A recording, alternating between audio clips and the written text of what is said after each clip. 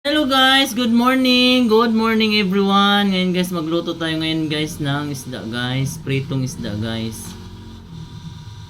Ayan guys, fresh na fresh pa yung namin guys yung isda guys.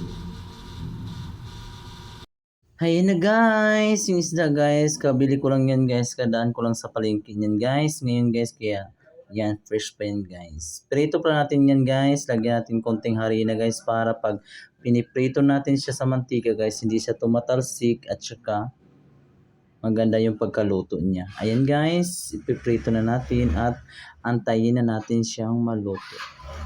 Ayan guys.